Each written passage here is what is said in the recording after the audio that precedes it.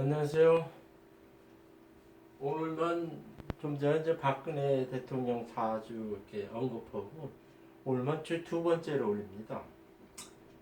저는 그 네이버 블로그 1000명의 하나님 글쓰는 그 하나님 영감하고 또 이렇게 대중적으로 어떤 이슈가 되는 사주를 이렇게 해가지고선 메모를 해놨다가 중국에 있을 때죠. 작년까지도 그런 식으로 해서 한 달에 한 번씩 글 써 올렸어요. 그래가지고 이렇게 메모를 해놓고 딱 이제 메모한다는 거의 영적인 얘기 많죠. 하나님 얘기. 메모를 했다가 이제 기도하고 말씀 찾고 이렇게 해가지고선 글을 쭉 쓰고 그 다음에 이제 사회적으로 이렇게 누가 유명해지고 뭐 이렇게 이슈가 되고 할 만한 사람 사주를 딱 해가지고 그 어떻게 취해되나 이렇게 해가지고 이제 하나님 얘기 쓰고 밑에는 사주 얘기 쓰면서 이렇게 천문명리 하나님 이렇게 해가지고 한 10여 년 동안 한 120편 네이버 플로에 글을 써 왔어요. 들어가서 보면 됩니다. 근데 제가 이제 동영상 올리기 시작하고 이게 본격적으로 올린 것도 뭐 한 두세 달밖에 안 됐거든요. 근데 그 이제 작년부터 이렇게 올렸죠. 작년부터는 이제 동영상으로 글 쓰는 것보다는 동영상 올리는 게 저는 편하더라고요. 그래서 이제 그 단짝단짝 무엇에 대해서 이제 알리고 싶다. 알리고 싶다는 것보다는 그냥 내가 있는 지식을 해가지고 이렇게 하고 싶다 하는데 그런 거죠. 그래가지고서 이렇게 올리고 싶어 이렇게 하는데 자꾸 요즘에 제가 이제 지난 동영상에도 저기 얘기를 저 김정은에 대한 얘기도 해놓고 내년 운세를 이렇게 파악하면서 이제 김정은이하고 문재인을 비교하면서 내년 운세를 하면서 이렇게 얼마 전에 동영상에도 그 얘기를 쓰고 그랬거든요. 거기서 제가 무슨 얘기했냐면 이제 그 남북한 축구하면서 이렇게 가가지고서 뭐 무관중하고 뭐 이렇게 하고 뭐 되게 이제 싸우듯이 그 이제 축구를 치르고 왔다 하는 이런 식의 얘기했을 때 저는 상당히 이제 불길한 생각이 좀 들더라고요. 이게 완전히 그 남한하고 단절시키고 하고 하는 이유는 뭐냐면 이게 남한에 대해서 이제 적대시하겠다 하는 이제 그런 태도를 보이는 거거든요. 근데 이 문재인은 자꾸 구애를 하죠. 구애를 하죠. 근데 이 김정은이가 안 것 같아요. 이 문재인에 대한 성격을 안 것 같습니다. 우리나라 국민들도 당했죠. 이 문재인 사주의 가장 전형적인 특징이 뭐냐면요. 겉으로는 되게 부드러운 척 하는데 속에는요 되게 이게 가지고 있는 사람 이런 사람 전형적으로 속다르고 겉다른 사주의 전형입니다. 이 사주가요. 그래가지고선 맨 처음에 김정은이하고 문재인이 만났을 때는 간도 빼질 것처럼 보고 막 이렇게 하는데 문재인이가 쉽게 말하자면은 이렇게 조금 배짱 있고 뭐하고 하면은 김정은이하고 일테하면은 미국을 버리는 한이 있더라도 그냥 확 갖다 그뭐 금강산에 있다가 개성공장에서 확 밀어붙이고 했어야 되죠. 근데 쉽게 말하자면은 김정은이 그렇게 해달라 하는데 못하니까는 뭐야 김정은이가 넌 빠져 해가지고 완전히 뭐 소대 가리다 뭐에 뺀지 넣고 그러죠. 그러면서 이 문재인이가 전형적인 것도 뭐냐면은 겉으로는 삐까번쩍하게 되게 부드럽고 좋은 걸 이렇게 배치하지만은요. 그리고 나서 이게 시행착오적으로 안 좋게 되거나 좀 자기한테 이제 불리하게 가면 이게 바꿔야 되는데요. 이 사주는 꼴통 사주라서 이게 꼴통 사주예요. 문제는 어디가 되기면 꼴통 사주라 그러면 돼요. 꼴통 사주. 이게 꼴통이라 되면 돼요.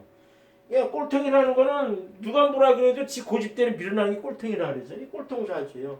그래가지고선 김정은이한테도 쉽게 하면은 무슨 뭐라고 비쳤냐? 요 새끼는 겉다르고 속다르니까 말로는 앞에 이렇게 얘기가 하나도 변하는 게 없구나. 지금 정치 2년 반 동안 이렇게 해오면서 완전히 국민들 끝장난 거 아니야. 처음에 뭐 해가지고 80% 지지율 올렸다 지금 쭉 떨어져. 지금 리얼미터나 갤럽에서 40% 얘기하고 계시면요. 이 사람 원칙적으로 지지율이 30%가 안 됩니다. 그거는 내년 총선에서 그 결과가 나타나게 돼 있어요. 근데 총선에서도 그러면은 30%만 당선되고 뭐 하거냐 이렇게 했더니 그거는 왜 또 하냐면 이게 문재인이가 이게 주사파 이렇게 해가지고선 뭘 하게 되냐면 지금 나이 든 사람들 있잖아요. 이렇게 공공근로다 그 다음에 직업 일자리 만들어준다 이렇게 해가지고 노인들을 위해 많이 하고 또 국가 정책적으로 돈을 막 풀고 하는 게 아주 그 혜택을 보는 사람들은 문재인을 버릴 수가 없어요. 그러니까 입으로는 싫다 뭐 한다 해도 실제로 자기 이권, 자기 이익, 자기 수익에 따라 표를 주기 때문에 그거는 버릴 수가 없어요. 그래가지고선 내가 보기에는 문재인이가 뭐 지지율이 30%못 된다 해지면은 그러면 70%가 보수적으로 확 가느냐? 그것도 아니에요. 그때는 결정적으로 이게 돈 혜택을 보는 사람들이 문제는 그냥 찍게 돼 있어가지고 내년 총선에도 큰 데미지를 탄핵까지 갈 정도의 데미지는 있지 않습니다. 그래가지고선 계속 이렇게 가요. 게다가 신축년 되면은 이 친구가 자기 탈출구를 만들기 위해서 지금의 저 황교안이가 될 가능성이 높은데 황교안이한테 이게 줄을 대거나 이게 딜을 하게 되죠. 딜. 내가 이제 그만두고 가면은 너는 날 깜빵 보내지 말아라. 뭐 이런 식으로 2021년도 2022년 총 대선 저기 전에는 문재인이나 보자 이게 타협법이에요. 그러니까 주사파가 원래 그렇게 합니다. 그렇게 될 가능성이 높죠.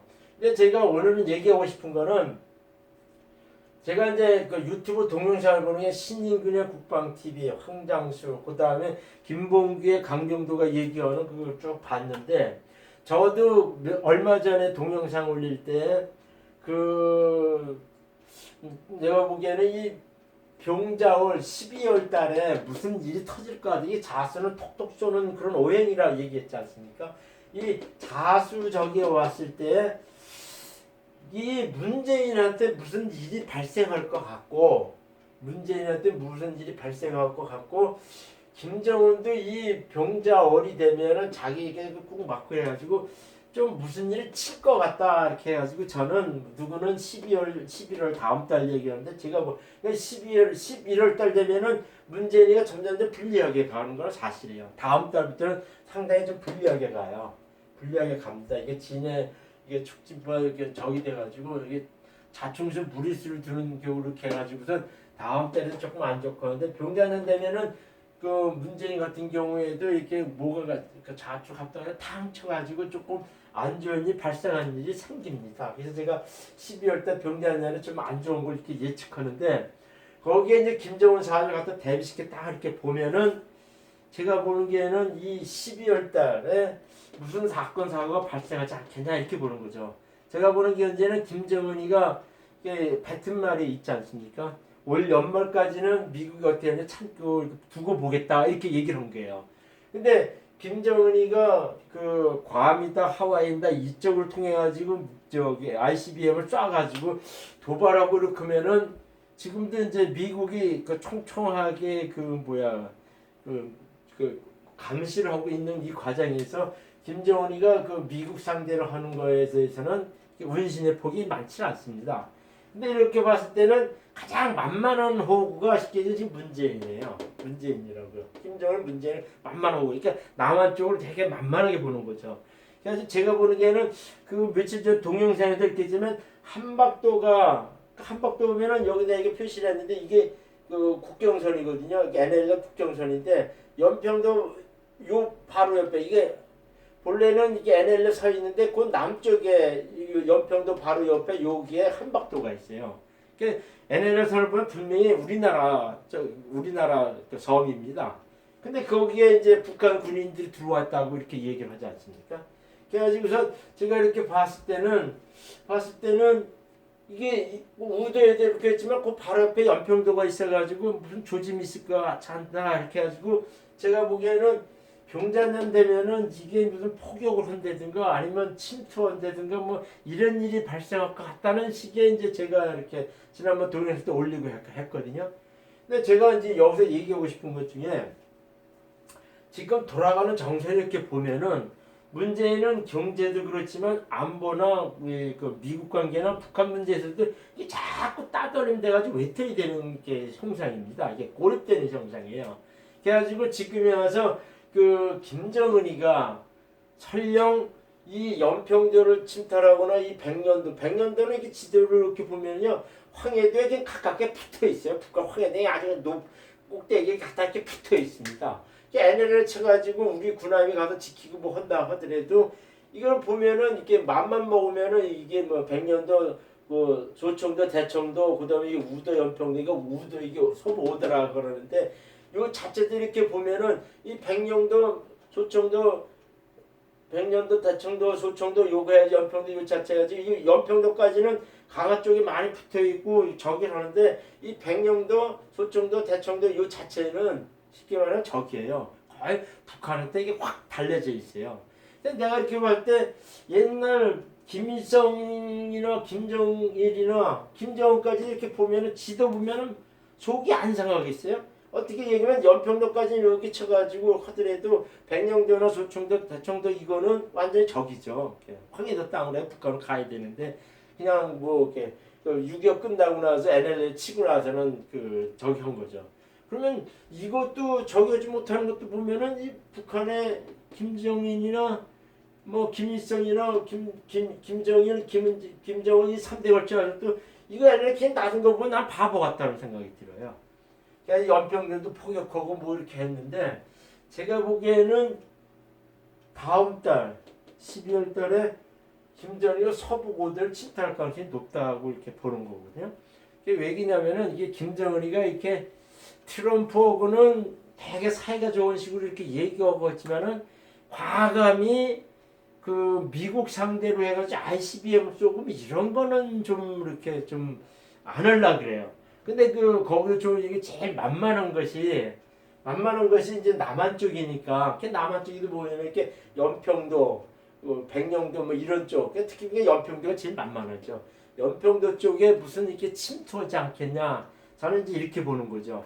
근데 저와 같이 이렇게 저는 명리상에 나타나가지고 이 병자년 12월 달 되면은 무슨 사건 사고가 유발되는 그 자수운이 돼가지고 그렇게 예측을 했는데 이런 식의 예측해가지고 하는 사람들이 저 같은 명리상에 얘기하지 않는 신인균이라든가 그 다음에 그 이봉규 그 저기 동영상에 강명절하는 사람 그 다음에 황장수 이 사람들이 저는 그냥 명리상에 나타난 사실로 해가지고선 그렇지 않겠냐 한박대 침투해가지고 연평도에 다시 폭격하거나 이렇게 침투하지 않겠냐 이런 식의 제가 동영상 올렸는데 제 동영상을 봤는지는 몰라도 지금 이 세 사람들이 거의 그런 투로 얘기를 하더라고요.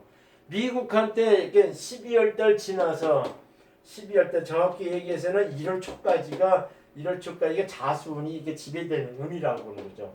그래가지고서 이렇게 봤을 때 그 황장수나 그다음에 강명도 뭐 이런 사람들, 그다음에 신인균이 뭐 이런 사람들도 이렇게 무슨 얘기를 하냐면은 이게 이제 미국한테 뭐 ICBM을 쏘는 보다는 그 보란 듯이 남한한테 하지 않겠냐 이런 식의 이제 얘기를 하는데 특히 이제 이병규 그 동영상에는 강명도라는 사람은 보세요 뭐 틀림없습니다 이런 식으로 딱 얘기하고 그러더라고요. 그 사람들은 북한에 살고 지금 추이를 봐가지고선 그 전문가 입장에서 그렇게 얘기했는지 몰라도 저는 이 12월 병자년이 돼가지고 12월 이렇게 1월 초까지 이렇게 해가지고선 그 ICBM 미국 상대로 치는 것보다는 이 연평도 쪽이나 이 서해 5도 쪽에 북한이 가만히 있질 않겠다. 이제 그런 식의 제가 이제 지금 얘기를 한 거죠. 실상은 지금 12월 되면 병자 되면은요 김정은 선생의 신축일지인데 위아래가 이렇게 잡혀요. 잡히는데 이게 이제 신강한 사진이기 때문에 자기 이제 관인이 딱 승진한다는 우리가 딱 뜬다는 운이 있어요. 무슨 일을 쳐가지고 자기가 팍 뜬다 하는 운이 있습니다. 이게 12월 달에는요. 제가 보기에는 12월 말이나 1월 초쯤에 무슨 김정은이가 무슨 일을 벌릴 것 같다고 하는 그런 지식이 와서 제가 이렇게 얘기를 한 겁니다. 그래가지고선 제가 무슨 얘기냐면 이렇게 연평도가 이렇게 이렇게 해상 침투한다는 식으로 해가지고 우선 이렇게 군인이 확 몰려와가지고 이걸 연평도를 점령하면은요 우리나라의 문재인이나 미국이 이걸 포로 까부시고 그러니까 비행기를 까부시고 뭐 이렇게 할 것 같아요. 쉽지가 않습니다. 그거 할 때는 황해 지방에 때 이게 지대공 미사일 딱 갖다 놓고 북한이 바보들입니까? 할 때만 하자 하면서 딱 이렇게 하는 수가 있죠. 그래가지고선 제가 보기에는 연평도에 또 폭격을 한다든가 침투해가지고 무슨 사건 사고가 12월 달, 1월 달에 발생하지 않겠냐 지금 그렇게 추측해서 이 얘기를 하는 겁니다. 그래서 김정은이 이게 주변 이 얘기를 하냐면은 2022년도 경제년에는 6회살이라 그래요. 6회살이라는 거는 이렇게 자기가 꽤나 술수를 많이 쓰는데도 좀 안 돼요. 막 짜증나고 신경이 일리고 막 안 되는 일이 좀 발생하는 겁니다. 그 다음에 이제 화개살이거든요.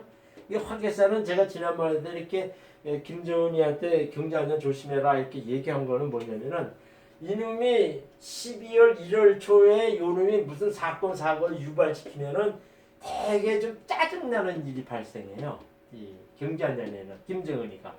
그래가지고 우선 4월달 경진 이렇게 돼가지고 이놈이 이제 그 문재인을 도와줄 것 같아가지고 도와주질 않아요. 이 경진적이 해가지고 이 사실 자체는 이게 축진파돼가지고 이게 이 사람한테는 별로 좋게 오는 것이 아니에요.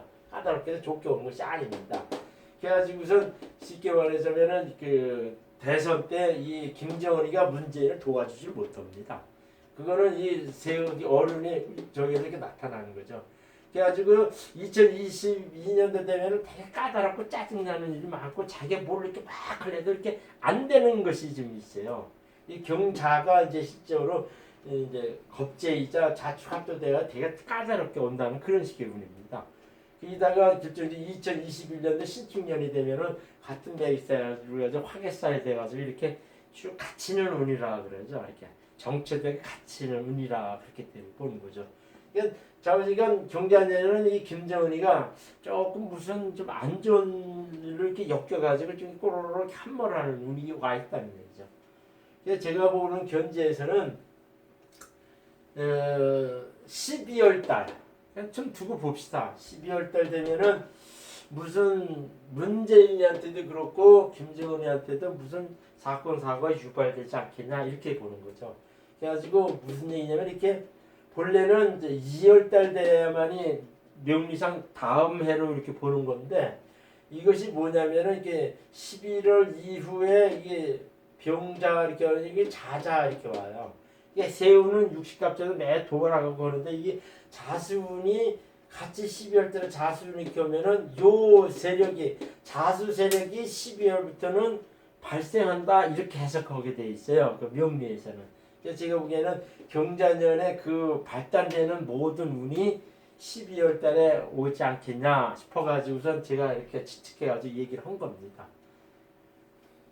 요 내용, 그 김정은에 대한 그 사주는 2014년도 2월 달 그래 보면 천문명이 하늘에 들어가 자세히 푼 게 있습니다. 들어가서 좀 보시면 됩니다. 감사합니다.